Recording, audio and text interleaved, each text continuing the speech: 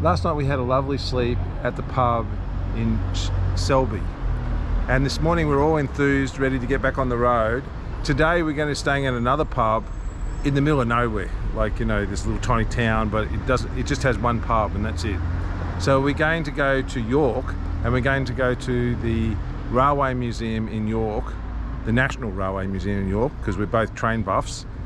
And we'll also pick up some stuff for dinner there. It seems PJ's a vegan, you know, she's very difficult to cater for. We're in front of the cathedral in Selby, and we're going to go inside and have a look around. And Selby's a really lovely place. I would encourage people to come here and have a look around. It's a little village, but it seems like it's got a lot going on.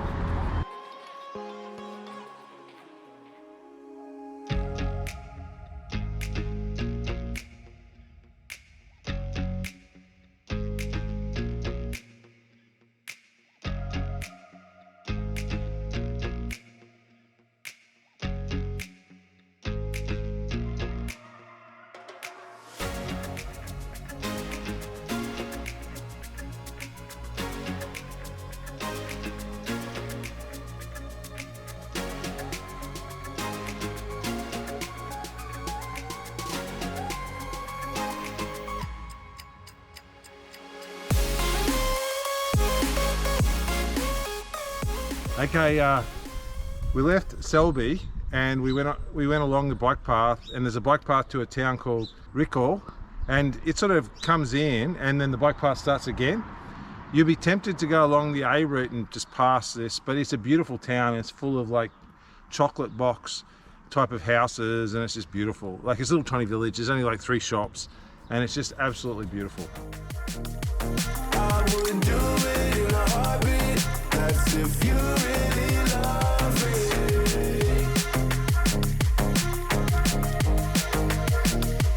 I wouldn't do it in a heartbeat. That's if you really love me. We just had a wonderful conversation with Trevor. He's a octogenarian bike rider, and he's moving, let me tell you. And what he says is it's the infrastructure. With the infrastructure, he can stay on the bike and he can stay engaged with everybody. So it's really encouraging to see an octogenarian, you know, out on the bike, putting in the Ks. And what about the surface here, Charles? The surface is really good. So this is a Sustrains bike path, and today's been the first day so far that we've just ridden on like pure tarmac, and really good tarmac the whole way. And it makes a difference, obviously. And even though we're shadowing the A route, you can't hear it, and as you can see, it looks absolutely bucolic, the surroundings. And it's quiet. I can't even hear the A route, even though I know it's only like 500 metres away. What did Trevor tell us about this cycle path? It's been recently done up, hasn't it? Sustrains has done it up, and they spent £500,000 on it, resurfacing it. So while some of the cycle paths we've been on have been very poor quality, this is not. This is our old railway line as well, so it's very good. It's a straight line almost to York.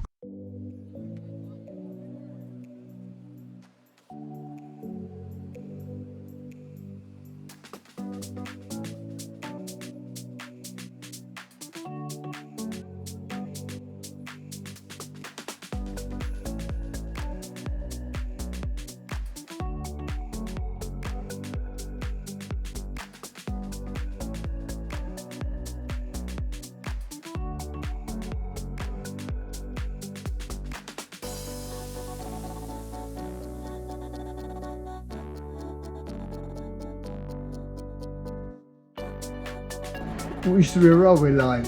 Yeah. It used to run from York to Selby.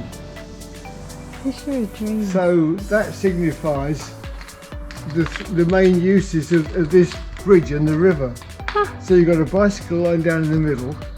Yeah. You've got a man sitting there with his woolly hat on, fishing.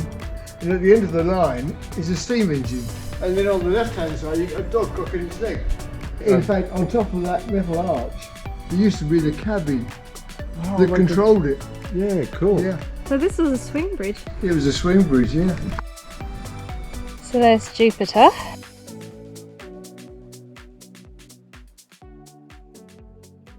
Okay, we met Trevor, and Trevor explained to us this bike path that we're on is called the Solar System Greenway. Is that right? And at one end, the end near York, there's going to be a big sun, right? And then along the Greenway, the planets are all out as per scale. So at the moment we're at Earth, and there's the moon, okay? So if we went back, Mars is just up the road a bit further, maybe 500 meters, and you know, the planets just continue on as per scale. And it's really cool because I never really kind of visualized the difference between, we've been to the moon as a species, and now we're talking about going to Mars, but it's such a massive amount more. Like, I never realized it was so much further than we'd actually ventured into the solar system. And all the other planets are a long way away. So getting to Mars is going to be amazing if we ever do.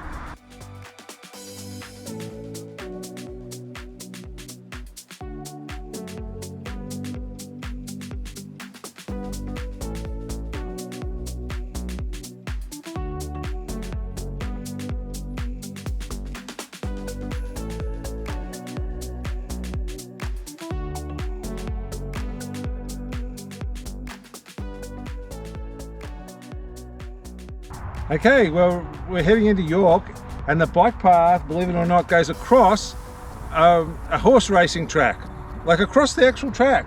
So there's track behind us that you can't see, but yeah, it must be the straight, but it's pretty cool.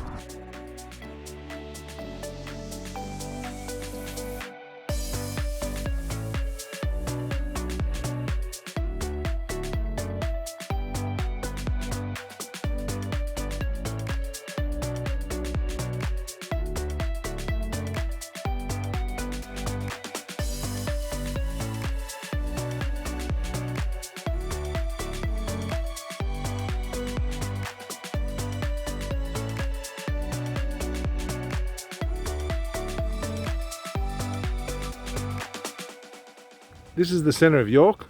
The river is right here, the River Oist. There's a lock just over there. Very well utilised, the paths on both sides of the river, and there's parks on both sides of the river as well. These little blue boats, there's been a whole flotilla of them going past, so there must be a hire company around here somewhere. You can ride in from the outskirts from that greenway without ever going onto a road. It's really lovely. And, you know, PJ's just sitting down enjoying the sun, the Kraken, eating donuts. I don't have any donuts, but she has donuts.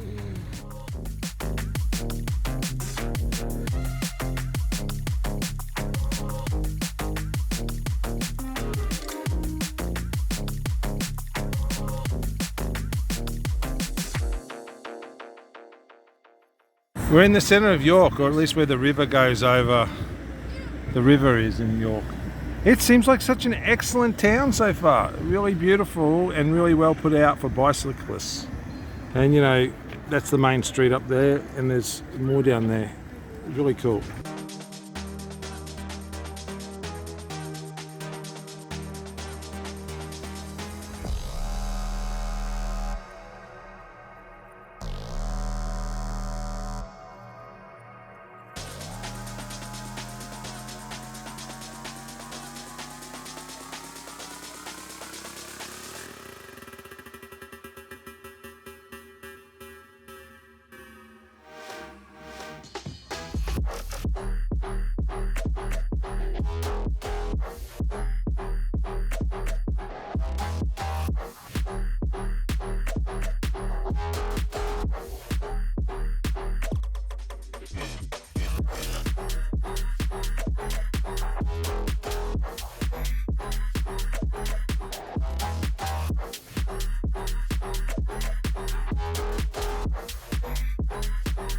Hey, if you're anything like me, you hate cars and you love trains.